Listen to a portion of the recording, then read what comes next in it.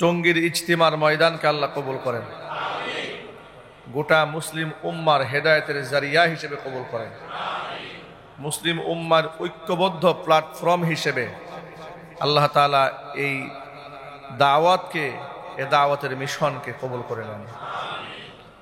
যারা জুমা পড়তে গিয়েছেন কিংবা তাবলীগ জামাতের বিশ্ব ইজতেমায় শামিল হতেছেন, সকলেই কোরআনের নূর নিয়ে, হেদায়েত নিয়ে বাড়ি ফিরতে পারেন, সেই তৌফিক আল্লাহ দান করেন।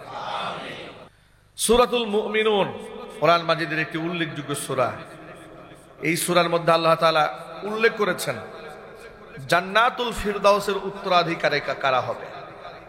নবী করিম সাল্লাল্লাহু আলাইহি ওয়াসাল্লাম তিনি বললেন, ইদা সাআলতুমুল্লাহ, যখন তোমরা আল্লাহর কাছে কিছু চাবে, ফাসআলুহুল ফিরদাউসা, আল্লাহর কাছে যখন তোমরা চাবে তখন আল্লাহর কাছে জান্নাতুল ফিরদাউস চাবে। জান্নাতুল ফিরদাউস হচ্ছে জান্নাতের মধ্যে সর্বোৎকৃষ্ট স্থান। তোমরা রবের কাছে এই ফিরদাউস জান্নাত তামান্না করবে। জান্নাতুল ফিরদাউস কারা পাবে তাদের ব্যাপারে সূরাতুল মুমিনুনে সংক্ষিপ্ত আল্লাহ পাক আলোচনা করেছেন। আল্লাহ পাকের বলা ধরন হচ্ছে, শুরু থেকে আল্লাহ বলছেন, قد أفلح المؤمنون, অবশ্যই সফল কাম ওই সমস্ত মুমিনরা, যে সমস্ত মুমিনদের মধ্যে এই গুণগুলো থাকবে। আল্লাযীনা হুম ফি সলাতিহিম খাশিউন, যারা নামাজে একাগ্রচিত্ত, নামাজের মধ্যে ইচ্ছাকৃতভাবে মন এদিক সেদিক করে না। মন যদি এদিক সেদিক চলে যায়ও, সে সাথে সাথে নামাজের দিকে মনোনিবেশ করে। নামাজের মধ্যে একাগ্রচিত্ত থাকার টিপস হলো, সূরাত হলো এই কথা মাথার মধ্যে আনা, আমার রব যিনি কুল কায়নাতের স্রষ্টা, আসমান জমিনের স্রষ্টা, নক্ষত্ররাজির স্রষ্টা, সেই স্রষ্টার, এই বিশাল স্রষ্টার সামনে, এমন ক্ষমতাধর বাদশার সামনে আমি গোলাম দাঁড়িয়ে আছি, তিনি আমাকে দেখতে পাচ্ছেন। এই চিন্তা মাথা আসলে অটোমেটিক মানুষের মন নামাজের প্রতি স্থির হয়। একটা আরেকটা টিপস হচ্ছে, নামাজের মধ্যে যখন ব্যক্তি তাসবিহ তাহলিলগুলো পড়তে থাকে, সূরা পড়তে থাকে, তখন সূরার অর্থ জানলে অর্থের দিকে মনোনিবেশ করা। ইমাম সাহেব জাহারি কারাতে মাগরিব, এশা, ফজর নামাজে তেলাওয়াত করে আয়াতের অর্থগুলোর প্রতি খেয়াল করতে হয়, তাহলে নামাজের প্রতি মন থাকে। এটা হচ্ছে দ্বিতীয় নাম্বার টিপস। তৃতীয় নাম্বার, যে নামাজ আল্লাহর পক্ষ থেকে বান্দার জন্য শ্রেষ্ঠ উপহার, আল্লাহকে পাওয়ার জন্য। ওয়াসজুদু আক্তারিব, সিজদা দিলেই বান্দা আল্লাহর নিকটতম হয়ে যায়।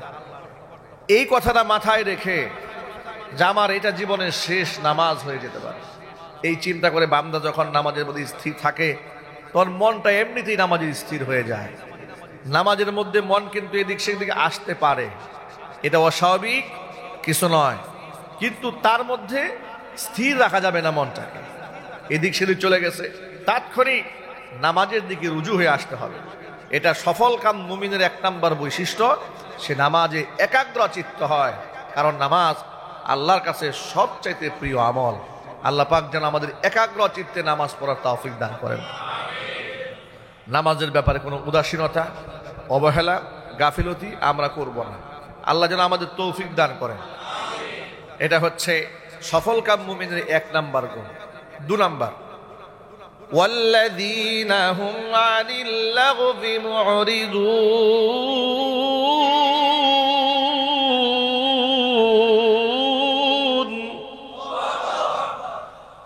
যে সমস্ত ব্যক্তিরা অনর্থক কাজ থেকে বিমুখ থাকে, অনর্থক কাজ, অনর্থক কথা, এগুলা থেকে বিমুখ থাকবে, এটা ইমানদারদের অন্যতম একটা বৈশিষ্ট্য সফল কাম মুমিনের।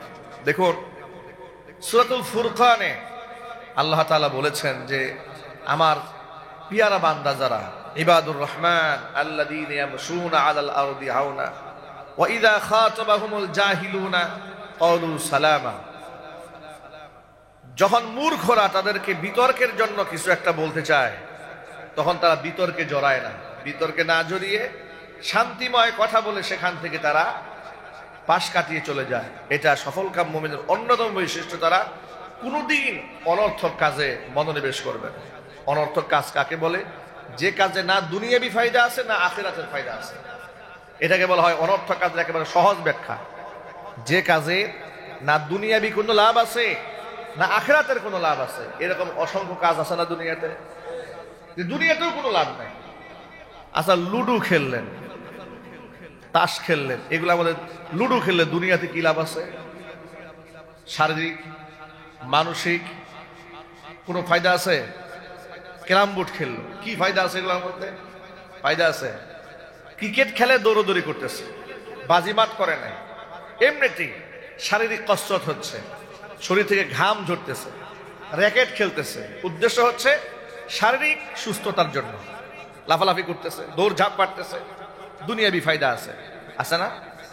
সে যদি সোয়াবের নিয়তেও করে এটা, যে আমি আমার দেহকে সুঠাম রাখতেছি, আল্লাহর ইবাদত যেন সঠিকভাবে আমি করতে পারি, তাহলে ওই খেলার মধ্যে আল্লাহ পাক তাকে সোয়াব দান করে। কারণ নিয়ত তো ভালো।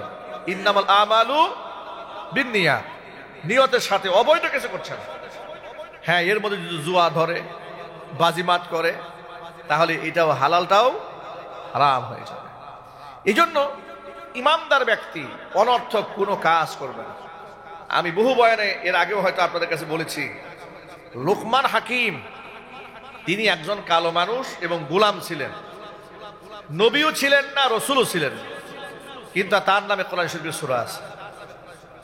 এমন একজন মহান ব্যক্তিত্ব তিনি হয়ে উঠেছিলেন, তার কথা শোনার জন্য মরুভূমিতে হাজার হাজার মানুষ জমা হয়ে থাকত তার সময়ে। এটা মুহাম্মদ সাল্লাল্লাহু আলাইহি ওয়াসাল্লাম দুনিয়াতে আসার অনেক আগের কথা। আল্লাহু আকবার। তো একদিন তিনি বয়ানে বসেছেন, অসংখ্য মানুষ সামনে বসে আছে। সেই জমানায় তো ফেসবুক ছিল না যে প্রচার করে লোক নিয়ে আসবে, মাইকিং ছিল না প্রচার করে লোক নিয়ে আসবে, শুধু একজনের কান থেকে আরেকজনের কান, অমুক দিন লোকমান হাকিম অমুক জায়গায় খুতবা দিবেন, তিনি নসিহত করবেন, ব্যাস গোটা অঞ্চলে মানুষ বিভিন্ন অঞ্চল থেকে একেবারে পঙ্গপালের মতো ঢেউয়ের মতো বয়ে যেত লোকমান হাকিমের কথা শোনার জন্য। হাজার হাজার মানুষ বসে আছে, কথা শুনতে পাচ্ছে। এমন সময় পেছন দিক থেকে একটা লোক মাথা উঁচা করে দাঁড়াতে চায়, আবার বসে পড়ে, দাঁড়াতে চায়, আবার বসে পড়ে। লোকমান হাকিম বুঝতে পারছেন উনি কিছু বলতে চাচ্ছেন। তিনি বললেন, কিছু বলবেন আপনি? তিনি বললেন, হ্যাঁ, যদি আপনি অভয় দেন, বলতে সাহস পাচ্ছি না, আপনি যদি আমাকে সময় দেন আর সুযোগ দেন আর অভয় দেন, ছোট্ট একটা প্রশ্ন করতে চাই। লোকমান হাকিম বললেন, বলুন, আপনার কোনো প্রশ্ন থাকলে আপনি আমাকে বলুন। লোকটি বলছে, আমার মনের মধ্যে একটা প্রশ্ন বারবার ঘুরপাক খাচ্ছে। আপনার মতো হুবহু দেখতে একটা লোক আমার সাথে শিশুকালে ভেড়া, বকরি, দুম্বা, ছাগল চড়াইতো, রাখাল ছিল, আমারই সাথে রাখাল চড়িয়ে, ছাগল চড়িয়ে রাখালগিরি করেছে, আপনার মতোই চেহারা দেখতে। আমার সন্দেহ হচ্ছে হুবহু এইরকম মানুষ মিল কেমনে হয়? ওই লোকটা কি আপনি নাকি? এতগুলো মানুষের সামনে, হাজার হাজার মানুষের সামনে কথা একটা বলে ফেলেছে। এটা যদি আমাদের মতো স্বাভাবিক যদি কেউ হতো, আমাদের স্বাভাবিক মানুষের নিজাম হচ্ছে মানুষ অতীত ভুলে যায়, তখন সে বড়লোক হয়ে যায়, তখন তার বাবা কি করেছে, দাদা কি করেছে, ইতিহাস সে স্মরণ করতে চায় না, লজ্জা পায়, শরম পায়, যে আমি একসময় রিক্সা চালিয়েছি, আমি ফুটপাতে একসময় দোকানদারি করেছি, স্বীকার করতে চায় না। এত বড় একজন ব্যক্তি তার ব্যাপারে বলল, আপনার মতো একটা লোক আমার সাথে ছাগল চড়াইত। লোকমান হাকিম বললেন, আল্লাহর বান্দা, যে লোকটা তোমার সাথে রাখালগিরি করেছে, আমি সেই লোকমান হাকিম। লোকটা হতবাক হয়ে গেল। এখন তিনি নিশ্চিত হলেন যে হ্যাঁ, ইনি এই ব্যক্তি। তো আমি আজও রাখাল আর আপনি লোকমান হাকিম, এত বড় পার্থক্য হলো কেমন? কি করে আপনি এত উপরে চলে গেলেন? লোকমান হাকিম জবাবে বলেন, আল্লাহর বান্দা, আমি কিছু গুণের উপর আমল করেছি, যে আমলগুলা করলে আল্লাহ পাক তোমাকেও লোকমান হাকিম বানিয়ে দিবেন। কি আমল করেছেন আপনি? লোকমান হাকিম বললেন, আমি আমার জবানে অনর্থক কোনো কথা জীবনে উচ্চারণ করি নাই, আমি আমার জবানের হিফাজত করেছি। আল্লাহ পাক আমার জবানের মূল্য এত বাড়িয়ে দিয়েছে যে আমার কথা শোনার জন্য লাখো মানুষ জমা হয়ে যায়। অনর্থক কাজ করি নাই, অনর্থক কথা বলি নাই। মেহমানকে কখনো অসম্মান করিনি, চোখের খেয়ানত করি নাই, আমানতের খেয়ানত করিনি। এই সমস্ত গুণের কারণে আল্লাহ পাক আজকে আমাকে এই আসীম দান করেছেন। আমি উল্লেখ করতে চাচ্ছি, লোকমান হাকিমের মতো ব্যক্তি বলছেন, জীবনে অনর্থক কোনো কথা বলিনি বলে আল্লাহ পাক আমাকে লোকমান হাকিম বানিয়ে দিয়েছেন। জোরে বলেন সুবহানাল্লাহ। লোকমান হাকিমের ওয়াজ নসিহত গুলো আল্লাহ তাআলা সূরা লোকমানে নসিহত হিসেবে, পৃথিবীর মানুষের নসিহত, হেদায়েত হিসেবে আল্লাহ পাক উল্লেখ করেছেন। এত পছন্দ হয়েছে লোকমান হাকিমের কথাগুলো। কেন পছন্দ হবে না? এমন কথা বলেছেন, ইয়া বুনাইয়া ইন্নাহা ইন তাকু মিসকালা হাববাতিন, হে বুনাইয়া, হে ছেলে, একেবারেই সামান্যতম কোনো আমল যদি আসমানেও থাকে, একবারে প্রস্তর খণ্ডের মধ্যে লুকায়িতও থাকে, সেটাও লুকায়িত থাকবে না, মহান রব সেটাও তোমার কাছে নিয়ে আসবেন। যখন সুবহানাল্লাহ। ইয়া বুনাইয়া আকিমিস সালাহ, তুমি নামাজ কায়েম করো। ওয়া'মুর বিল মারুফ, মানুষকে সৎ কাজের আদেশ করো। ওয়ানহা আনিল মুনকার, অসৎ কাজ থেকে নিষেধ করো।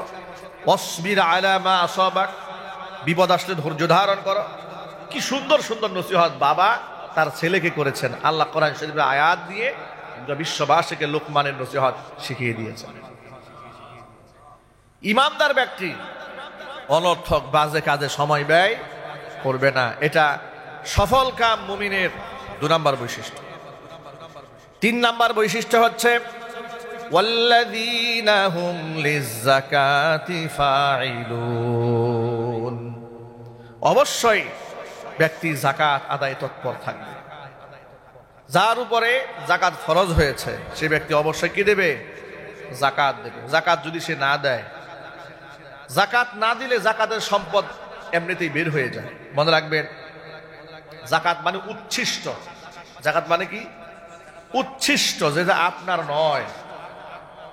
ধরেন 1 লক্ষ টাকার মালিক আপনি হলেন, শারঈ নিজাম অনুযায়ী শতকরা 2.5 টাকা আপনি প্রতি বছর আপনি গরিব মিসকিনদেরকে দান করে দিলেন। আপনি এটা দিলেন না, সম্পদের সাথে মিলিয়ে একাকার করে ফেললেন। হালাল আর হারাম, জায়েজ আর না জায়েজ, দুটো আপনি সমান বানিয়ে ফেলেছেন। যাকাতের টাকা তো আপনি খেতে পারেন না, কিন্তু আপনি সেটাও খেয়েছেন। কিন্তু এই যাকাতের অংশ আপনার দেহ থেকে, আপনার সংসার থেকে, আপনার পরিবার থেকে এটা আলটিমেটলি বের হয়ে যাবে। আপনি বৈধভাবে দেন নাই, এটা অন্য কোনোভাবে বের হবে। হয়তো আপনার কোনো দোকানে আগুন লাগবে, 2.5 লাখ টাকা যাকাত ছিল, 5 লক্ষ টাকার ক্ষতি হয়ে যাবে। অথবা বড় একটা রোগ আসবে, আপনি এতে আক্রান্ত হবেন, মারাত্মক ক্ষতিগ্রস্ত হবেন। অথবা মিথ্যা মামলায় আপনি ফেসে যাবেন, 10 লক্ষ টাকা চলে গেছে। যে কোনো মূল্যে এ টাকা আপনার কাছ থেকে বের হয়ে যাবেই যাবে। কিন্তু আপনি যদি বৈধ পন্থান দেন, তাহলে ইউরবিস সাদাকাত, আল্লাহ পাক আপনার এই দানের মাধ্যমে আপনার সম্পদকে বৃদ্ধি করে দিবেন। এই জন্য যাকাতের ব্যাপারে অবহেলা করার কোনো সুযোগ নেই। আমরা নামাজের ব্যাপারে যতটুকু যত্ন হই আলহামদুলিল্লাহ, যাকাতের ব্যাপারে অনেক নামাজিরাও উদাসীন। বেনামাজি তো কোনো প্রশ্নই নাই, নামাজিরাও যাকাতের ব্যাপারে উদাসীন, যাকাত দিতে চায় না। কারণ যাকাতের ব্যাপারে তো আর গভর্নমেন্ট থেকে চাপ আসে না। ইনকাম ট্যাক্সের ফাইল ঠিক রাখা হচ্ছে। কেন? কারণ এখান থেকে মামলা হয়ে যেতে পারে, জরিমানা হয়ে যেতে পারে। ফাইল বছর বছর রিনিউ করছে, সব ঠিক আছে। কিন্তু যাকাতের জন্য যেহেতু ফাইল ধরা হচ্ছে না, এই জন্য যাকাত দিচ্ছে না। অথচ ট্যাক্স ফাইল, ইনকাম ট্যাক্স কিন্তু অনেক মোটা অঙ্কের টাকা দিতে হয়। যাকাত সে পরিমাণে একদম কম আসে মানুষের। আপনি যত টাকার মালিক হন না কেন, যত হাজার কোটি টাকা মালিক হন না কেন, আপনাকে শতকরা 2.5 টাকা, সুবহানাল্লাহ বলেন। 1 কোটি টাকার মালিক হয়েছেন, মাত্র 2.5 লাখ টাকা যাকাত দেবেন। 1 লক্ষ টাকার মালিক হয়েছেন, মাত্র 2500 টাকা আপনি যাকাত দেবেন। 2500 টাকা আল্লাহর পরে দান করলেন, বাদ বাকি 98,500 টাকা আল্লাহ রাব্বুল আলামিন সব পবিত্র বানালেন। তুখাযু মিন আগনিয়াইহিম ওয়া তুরাদ্দু আলা ফুকারাইহিম, যাকাত ধনীদের কাছ থেকে নেওয়া হবে, দেওয়া হবে গরিবদের মধ্যে। যদি আমাদের বাংলাদেশে মুসলিম দেশ, যেহেতু মুসলিমদের জন্য তো যাকাত সিস্টেম, অমুসলিমদের জন্য হচ্ছে কর, জিজিয়া দিতে হয়। তো যাই হোক, মুসলমানদের যে যাকাত শুধুমাত্র ব্যাংকিং হিসাব অনুযায়ী, আমি আজ থেকে 7-8 বছর আগে ইসলামী ব্যাংকের একটি ইফতার মাহফিল আমাদেরকে দাওয়াত দিয়েছে। তো সেখানে গেলাম দোয়া অনুষ্ঠানে। তখন সেখানে একজন প্রতিবেদন পাঠ করলেন। তিনি বললেন, শুধুমাত্র যে সরকারি খাতে ব্যাংকে যে ধনীদের টাকাগুলো আছে, এই টাকার জাকাত হিসাব করলে 20,000 কোটি টাকার উপরে জাকাত আসে এক বছরে। 20,000 কোটি টাকা জাকাত আসে এক বছর। যদি টানা 4-5 বছর জাকাত যদি দেশে দেওয়া হয়, রাস্তাঘাটে ফকির মিসকিন একটাও থাকবে? যদি বলেন, ওমর ইবনুল আব্দুল আজিজ রহমাতুল্লাহি আলাইহির ইতিহাস আপনারা অনেকেই শুনেছেন, যে তার আমলে এমন হয়েছে যে জাকাতের টাকা, জাকাতের সম্পদগুলা লোকেরা বস্তায় নিয়ে নিয়ে ঘুরত। জাকাত কে নেবে, জাকাত কে নেবে, জাকাত নেওয়ার লোক খুঁজে পাওয়া যেত। একটা গল্পের মধ্যে পড়েছিলাম, এক ভদ্রলোক তিনি জাকাতের টাকা নিয়ে ঘুরতেছেন, বস্তা ভর্তি টাকা নিয়ে ঘুরতেছেন, জাকাত দেওয়ার লোক খুঁজে পাচ্ছেন। এরকম খুঁজতে খুঁজতে আরেকজনে বের হয়েছে জাকাতের টাকা নিয়ে। তো একজনে দেখে আরেকজনে বস্তা নিয়ে আসতেছে। যার কাছে বস্তা নাই উনি মনে মনে ভাবলেন, যাক একটা ফকির পাওয়া গেছে, বস্তাওয়ালা ফকির, তাকে জাকাত দেবে, তাকে দাঁড় করেছে। ভাই আপনি আমার বাঁচালেন, আপনি দাঁড়ান, আপনারই তো আমি খুঁজতেছি। কেন খুঁজতেছেন আমাকে? আমি অনেক দিন ধরে, আজকে প্রায় 3 দিন ধরে ঘুরতেছি, জাকাত দেওয়ার লোক খুঁজে পাচ্ছি না। আপনারে পাইছি, আপনি টাকাটা নিয়ে আমার একটু বাঁচান। লোকটা বলে, আপনি কি আমার ফকির মিসকিন মনে করছেন? আমার এই বস্তার মধ্যে কি সিরা কাঁথা তেনা মনে করছেন আপনি? আপনি কয়দিন ধরে ঘুরতেছেন? বলে 3 দিন ধরে। আমি এক বস্তা টাকা নিয়ে আমি 1 সপ্তাহ ধরে ঘুরতেছি, আমি জাকাত দেওয়ার লোক খুঁজে পাচ্ছি না। আল্লাহু আকবার বলেন। আশ্চর্যের ব্যাপার হচ্ছে এই যে মুসলিমরা ইসলামের অর্থনীতিও ফলো করে না, ইসলামের আপনার রাষ্ট্রনীতিও ফলো করে না, যুদ্ধনীতিও ফলো করে না, বন্দিনীতিও ফলো করে না, রাজনীতিও ফলো করে না, ব্যাংকিং সেক্টরে ইসলামের প্রয়োজন নাই, বিচার ব্যবস্থায় ইসলামের প্রয়োজন নাই। এমনকি অনেকেই এ কথা বলে খুব তৃপ্তি পায় যে রাজনীতির মাঠে ধর্মের কোনো দরকারই নাই, এটা বলে খুব তৃপ্তি পায়। কেন তৃপ্তি পায়? কারণ ধর্মের অনুশাসন যেখানে না থাকবে সেখানে তো বড় বড় বোতল খাওয়া যাবে, কোনো অসুবিধা নেই। কারণ বোতল খাইতে তো কেউ নিষেধ করে নাই, ধর্মেই তো নিষেধ করে। কথা বুঝেন না আমার? বোতল খাইতে কি রাষ্ট্র নিষেধ করে? রাষ্ট্র তো লাইসেন্স দিবে আপনাকে। রাষ্ট্র কি দেবে? আপনাকে লাইসেন্স দেবে। সুদ খেতে কি রাষ্ট্র আপনাকে নিষেধ করবে? রাষ্ট্র তো আপনাকে সুদ লোন দেবে, রাষ্ট্র তো আপনি নিষেধ করবে না। আপনাকে সুদে বাধা হয়ে দাঁড়ায় ধর্ম, মদে বাধা হয় ধর্ম, ব্যভিচারে বাধা হয় ধর্ম, চাঁদাবাজিতে বাধা হয় ধর্ম, খুন খারাপিতে বাধা হয় ধর্ম। ধর্মটাই তো বাধা হয়ে দাঁড়ায়, ঠিক কিনা বলেন? এখন রাজনীতির মাঠে আপনি ধর্ম রাখবেন না। উদ্দেশ্যটা কি? যাতে করে আপনি অবাধে ঠান্ডা মাথায় শয়তানি যা আছে সব করতে পারেন, ঠিক না? কিন্তু ইসলামে এর কোনো সুযোগ নেই। আপনি মুসলমান দাবি করলে আপনাকে সর্বত্র ইসলাম রাখতে হবে। আল্লাহ রাব্বুল আমিন বলেছেন, ওয়াল্লাযীনা হুম লিয-যাকাতি ফাইলুন, সফলকাল মুমিনরা যাকাত আদায়ে তৎপর থাকবে। যদি কেউ যাকাত না দেয় অবস্থা কি হবে? কোরআনে আল্লাহ পাক বলছেন, ওয়াল্লাযীনা ইয়াকনিজুনা আয-যাহাবা ওয়াল ফিদ্দাতা ওয়া লা ইউনফিকুনাহা ফী সাবিলিল্লাহ ফাবাশশিরহুম বিআযাবিন আলীম। স্বর্ণ রূপা শুধু জমা করে, আমি আল্লাহর পথে খরচ করে না, ওই সমস্ত ব্যক্তিদেরকে আপনি যন্ত্রণাদায়ক শাস্তির সুসংবাদ দেন। এমন শাস্তি, ইয়াউমা ইউহমা আলাইহা ফি নারি জাহান্নামা ফাতুকওয়া বিহা জিবাহুহুম ওয়া জুনুবুহুম ওয়া যুহুরুহুম হাযা মা কানাজতুম লিআনফুসিকুম ফাযুকু মা কুনতুম তাকনিজুন। কিয়ামতের দিন এই স্বর্ণ রূপা যা মানুষ জমা করেছে আল্লাহর পথে, যাকাত দেয় নাই, অর্থগুলাকে জাহান্নামের আগুনে তাপ দেওয়া হবে, শেখা হবে। জাহান্নামের আগুনে পুরাইয়া সম্পদগুলা দিয়ে তার কপালের মধ্যে শেক দেওয়া হবে, পাঁজরের হাড়ের মধ্যে শেক দেওয়া হবে, পিঠের মধ্যে শেক দেওয়া হবে, আর বলা হবে, হাযা মা কানাজতুম লিআনফুসিকুম, নিজেদের জন্য যাও জমা করেছিলে, এটাই হচ্ছে তোমাদের সেই কাঙ্ক্ষিত জমাকৃত সম্পদ। ফাযুকু মা কুনতুম তাকনিজুন, জমাকৃত সম্পদের স্বাদ আস্বাদন করো।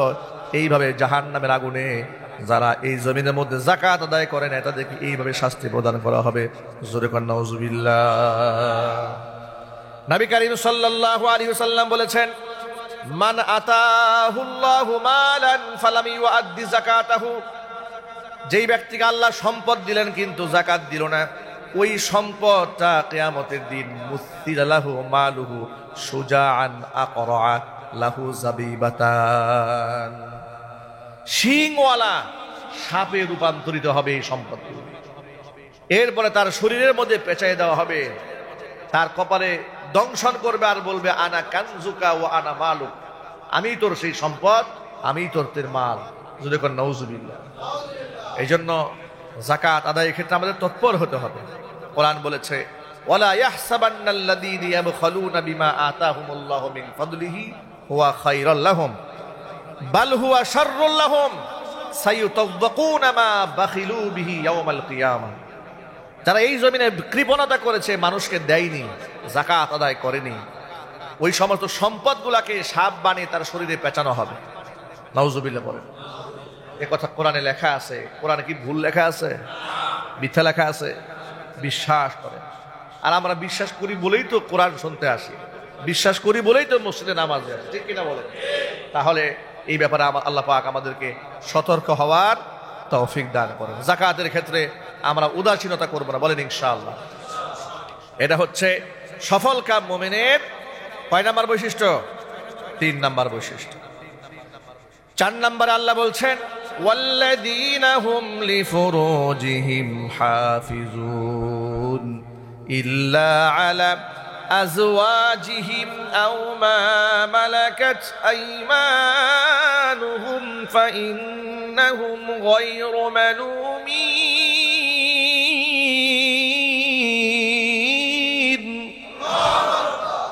আল্লাহ পাক বলছেন, ওয়াল্লাযীনা হুম লিফুরুজিহিম হাফিজুন, যারা লজ্জাস্থানকে হেফাজত করে। লজ্জাস্থানের হেফাজত করা ফরজ আইন। এই জন্য বিবাহ শাদীর ক্ষেত্রে বিলম্ব করা যাবে না, কারণ বিবাহ শাদী মানুষের লজ্জাস্থানের সংরক্ষণ করে। এটা আমি বলি নাই, আল্লাহর নবী বলেছেন।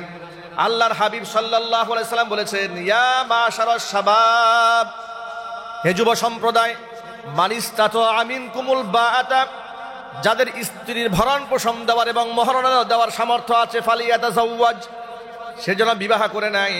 ফাইন্নাহু আগাদ্দু লিল বাসারি ওয়া আহসানু লিল ফারাজি, কারণ লজ্জাস্থানের হেফাজত করবে বিবাহ, চোখের হেফাজত করবে বিবাহ। সুবহানাল্লাহ।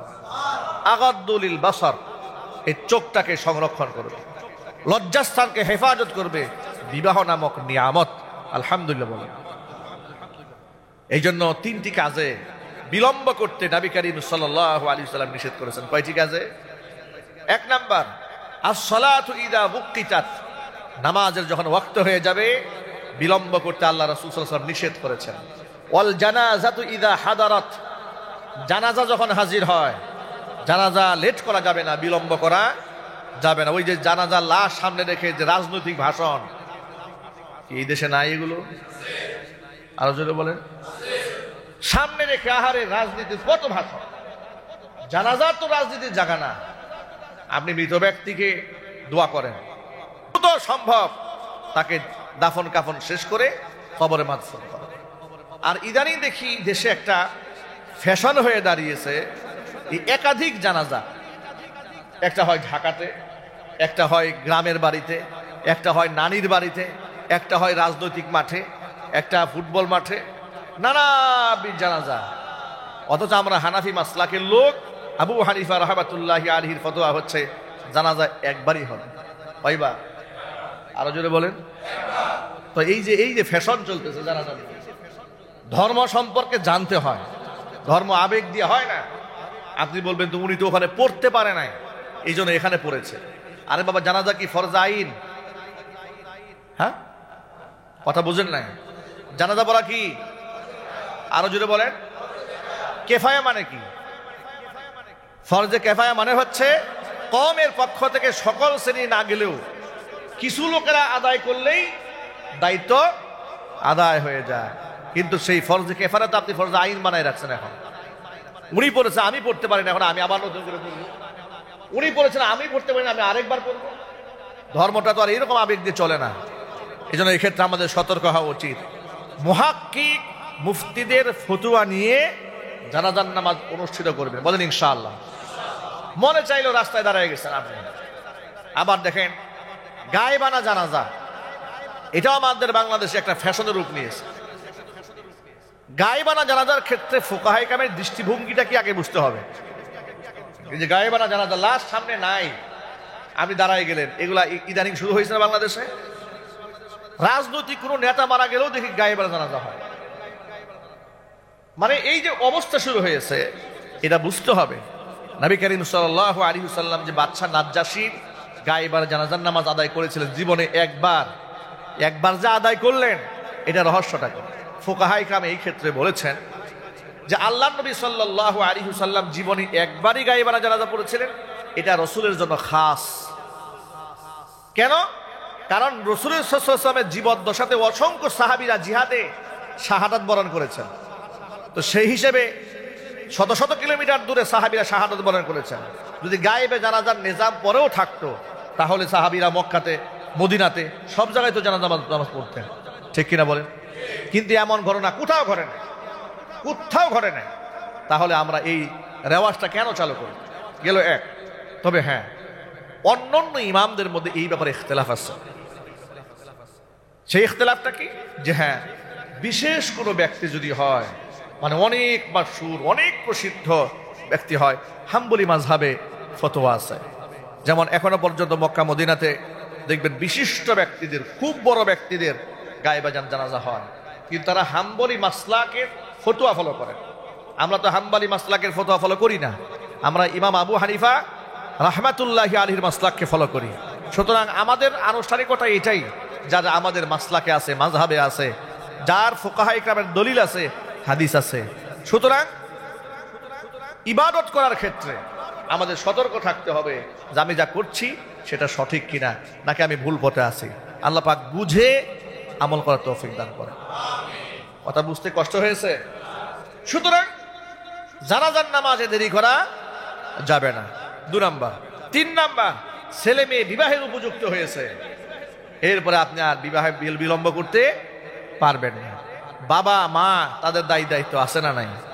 দেখেন, আমি আপনাদের সামনে কোরআন থেকে দলিল দিচ্ছি। কোরআন বলছে সূরা নূরে, আল্লাহ পাক বলছেন, ও আনকিহুল আয়ামা মিনকুম ওয়াস-সালিহিনা মিন ইবাদিকুম ওয়া ইমাইকুম ইয়াকুনু ফুকারা ইউগনিহিমুল্লাহু মিন ফাদলি ওয়াল্লাহু ওয়াসিউন আলিম।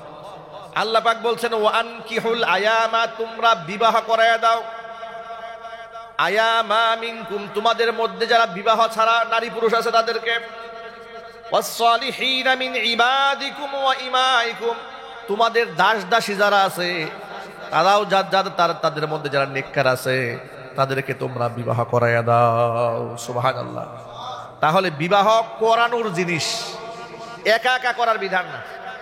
কোরআন শরীফে এই আয়াত কি বোঝা যায়? ও আনকিহু, নাকাহা, ইয়ানকাহু মানে হচ্ছে বিবাহ করা, নাকাহা ইয়ানকাহু মানে বিবাহ করা, আনকাহা ইউনকিহু ইনকাহান মানে বিবাহ করানো।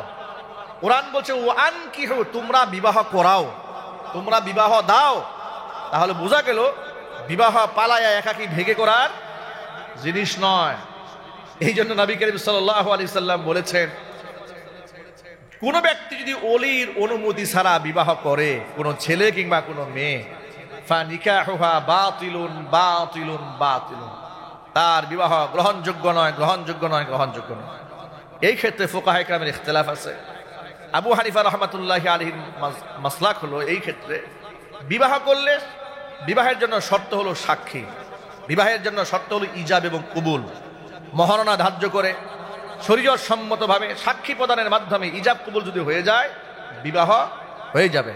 তাহলে এই হাদিসের ব্যাখ্যা কি? ফানিকাহুহা বাতিল, এই নিকাহ বাতিল মানে হচ্ছে গ্রহণযোগ্য নয়, মানে কাজটা ঠিক হয় না, কাজটা কি হয় নাই? সুন্নত সম্মত হয়নি। সুন্নত সম্মতি বিবাহ হচ্ছে, সেখানে উভয় পক্ষের গার্জিয়ান থাকবে, খুতবা হবে, দুয়ার মাধ্যমে বিবাহ হবে, ওর মধ্যে আল্লাহ বারাকা দান করবে। সুবহানাল্লাহ। আমরা যারা বাবা আছি, গার্জিয়ান আছি, দাদা আছি, চাচারা আছি, আমাদের একটা বিরাট দায়িত্ব আল্লাহ পাক আমাদের উপর দিয়েছেন যে আমাদের সন্তানদেরকে সঠিক সময়ে আমরা বিবাহ করাবো। এই ক্ষেত্রে ঢাকা শহরের শিক্ষিত সমাজ, এলিট পিপল যারা, তারা মনে করে যে মেয়ের বয়স মাত্র 18 বছর, মাত্র শুরু হয়েছে, অসুবিধা কি, যাক না 20-30 বছর, সে পিএইচডি করবে, ডক্টরেট করবে, এরপরে তার সাথে সিয়ানে বিবাহ হবে। উনি এক ডাক্তার আর এক ডাক্তারকে বিবাহ করবে, এক ইঞ্জিনিয়ারকে বিবাহ করবে। এগুলা করতে গিয়ে তার ক্যারিয়ার ঠিক করতে গিয়ে তার ক্যারেক্টার সব শেষ। কথা বলে না কেন? তাকে আপনার যে যৌবনের যে চাহিদাটা, এটা কি ওয়াজ নসিহতেই ঠিক হয়ে যাবে? কথা বুঝেন না? দোয়া করলে ঠিক হয়ে যাবে? পৃথিবীর কোন পলিসিতে আপনার শারীরিক চাহিদা যেটা, এটা মিটবে না। নবী করিম সাল্লাল্লাহু আলাইহি ওয়াসাল্লাম বিবাহের ক্ষেত্রে বলেছেন, আন নিকাহু নিসফুল ঈমান, বিবাহ ঈমানের অর্ধেকটা। যে বিবাহ করলো, ঈমান অর্ধেক এমনিই পূর্ণ হয়ে গেল, বাকি অর্ধেকটা পূরণ করবে আমল দিয়ে। কোন সুবহানাল্লাহ। কেন বললেন? বিবাহ অত্যন্ত গুরুত্বপূর্ণ একটা ব্যাপার। সুতরাং আল্লাহ পাক এখানে বলছেন, ওয়াল্লাযীনা হুম লিফুরুজিহিম হাফিজুন, লজ্জাস্থানকে সে হেফাজত করবে। আর লজ্জাস্থান হেফাজত করতে গেলে তাকে সঠিক সময় শরীয়ত সম্মতভাবে ছেলেকে এবং মেয়েকে বিবাহ দিয়ে ফেলতে হবে। আমরা এই ক্ষেত্রে আমি নিজে সচেতন হব, আপনাদেরকেও সচেতন হওয়ার আহ্বান জানাচ্ছি। রাজি আছেন না ইনশাআল্লাহ? সৎ পাত্রস্থ করবে, বলেন ইনশাআল্লাহ। একেবারে বুড়া বানায়া ছেলেকে বিবাহ করায় কোনো লাভ নাই।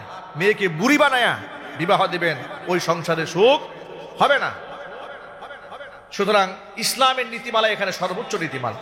আল্লাহ পাক বুঝে আমল করার তৌফিক দান করেন। ওয়াল্লাযীনা হুম লিফুরুজিহিম হাফিজুন ইল্লা আলা আজওয়াজিহিম আও মা মালাকাত আইমানুহুম ফাইন্নাহুম গায়রু মালুমিন। লজ্জাস্থান ব্যবহারের জায়গা হচ্ছে তার স্ত্রী, তার নিজের আয়াত্তের দাসী। দাসীর বিধানটা স্ত্রীর হুকুমের মতো।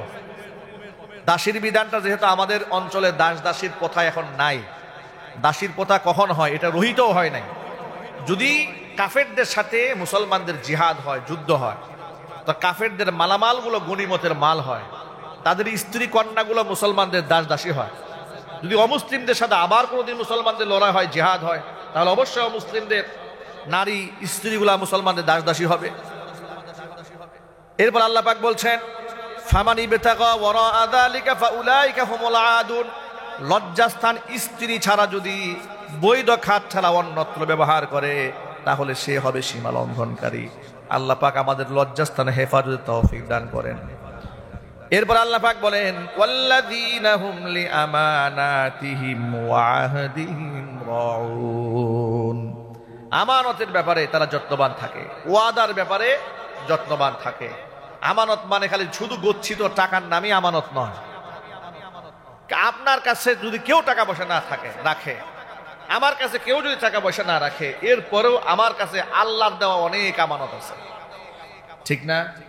আমার চোখ আল্লাহর দেওয়া আমানত, আমার সুস্থতার নিয়ামত আল্লাহর দেওয়া আমানত, আমার সন্তান আল্লাহর দেওয়া আমানত, আমার টাকা পয়সা আল্লাহর দেওয়া আমানত, আমার এই রিজিক আল্লাহর দেওয়া আমানত, আমার হাত আল্লাহর দেওয়া আমানত। এটাকে আমি খিয়ানত করতে পারবো না। আমার চোখে খিয়ানত করতে পারবো না। চোখ যে খিয়ানত করে, এটা কোরআন বলেছে। দেখেন, কোরআন বলছে, ইয়ালামু খাইনাতাল আয়ুন ওয়া মা তুখফিস সুদূর।